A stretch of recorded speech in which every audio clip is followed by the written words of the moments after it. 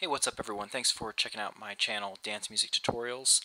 And thank you to all my subscribers out there. I really do appreciate your support. So what I'm going to do in this quick video, this is in response to a request from a viewer wanted to know how I created the bass line sound in one of my new songs I'm working on right now.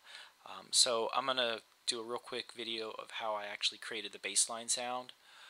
So the first thing I'm going to do is we're going to take a look at the instrument that I used to create this. So I actually used the ES2. I assigned the ES2 to the I/O. So I'm going to go ahead and open that up. So if you click right on the drop down arrow directly beneath the bypass button and go all the way down to factory and then go down to lead synth banks A, and the sound I used was Big Trance Now. So I selected that, and the default settings for this you can pretty much see right here how I have it set up. So you just want to make sure that yours is set up exactly the way how mine is set up right here. And of course you can play around with the different elements as well and change it if you want to play around with the sound more. But this is the basic setup that I'm using for this sound. Right now the sound has no effects on it, so it's dry.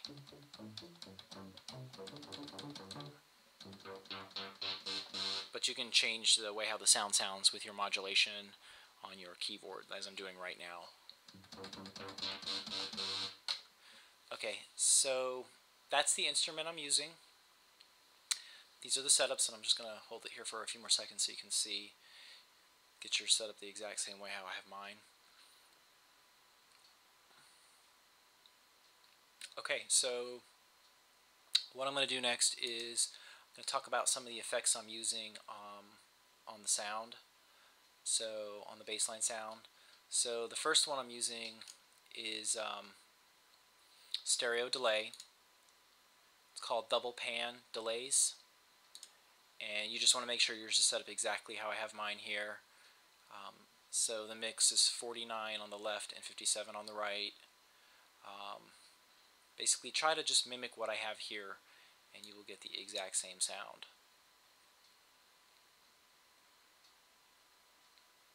Okay, so let me go ahead and pull up the next effect I'm using.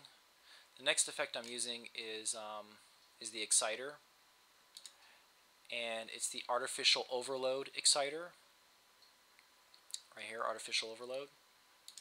And just make sure yours is set up exactly as mine is here. So input selected, frequency 5300, color 1, and set your harmonics to 92.500%. And I have mine bypassed right now, so that's why it says bypass there. And then the last thing you want to do is put some compression on it. And this is also bypassed.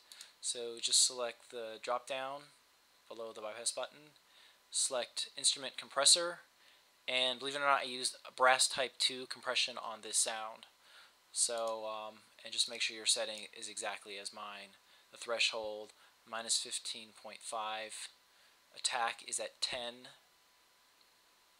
release is at 250, and your gain is negative 1.5, auto gain, and your knee is at 0.7, and your ratio is at 3.2.1. Okay, and again, that's also bypass. So now we're going to talk about how I actually created the bass sound. So I've set it up on a loop. This is what it sounds like right now.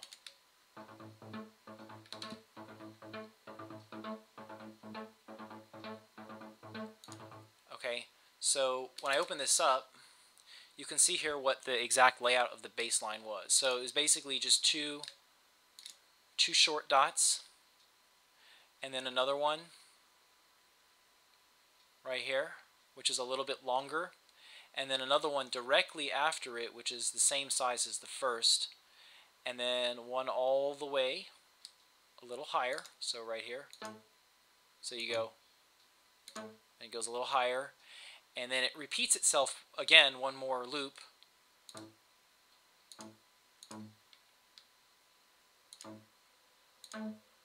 Okay, so that's the first part of the bass line. So let me close out of this and then now show you what the second part of the bass line looks like. So here's the second part of the bass line. The first part is exactly the same, so it goes.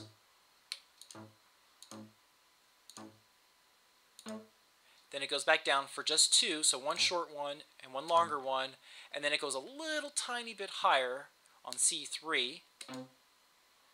And then the next note that comes down is back to the original, but it's another space between this note.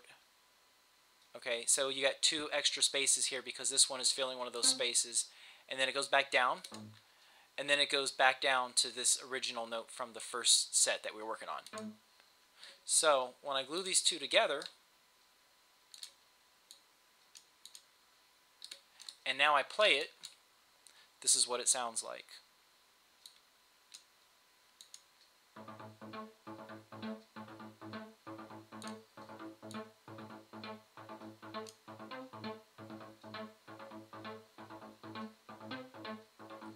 Now with some modulation.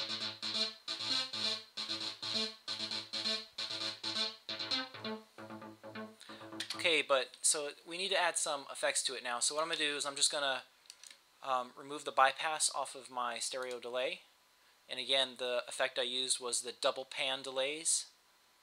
And these are the settings. So just take a note of it, do a screen capture or whatever you want, and just program yours so it looks exactly how mine is here. Okay, so I took that off, and now I'm going to play it with the stereo delay. I'm adding a little bit of modulation as I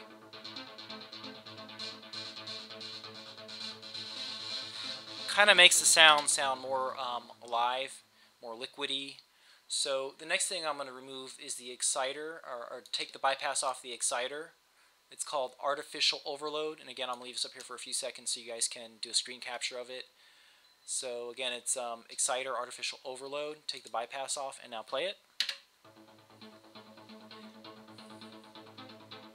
So it makes it sound a little bit more funky.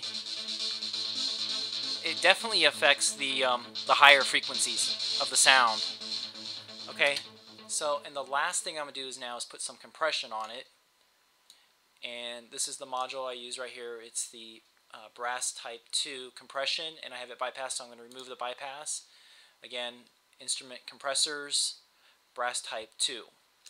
And again, you could do a screen capture of this and see the settings that I'm using here, and then just program yours exactly the same. Okay, so now I'm going to play it with that off. And now it's a little, the bass is more punchier, and the highs are really crisp. And when you move the modulation wheel up, it makes it sound really hyper. It makes it sound hyper. So that's the best way I can describe it. I'm going to move the microphone a little closer to the speaker.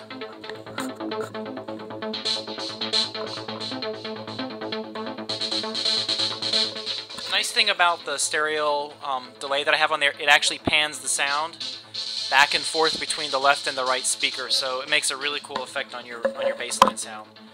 So thank you for checking out my videos, and thanks everyone for I just want to thank everyone for subscribing to my videos. It's awesome. If you have any requests for videos, or you want to know how to do something, just let me know, and I will certainly do my best to tell you how to do it, or get very close to copying the sound, or whatever it is you need to know. So thanks again. Bye.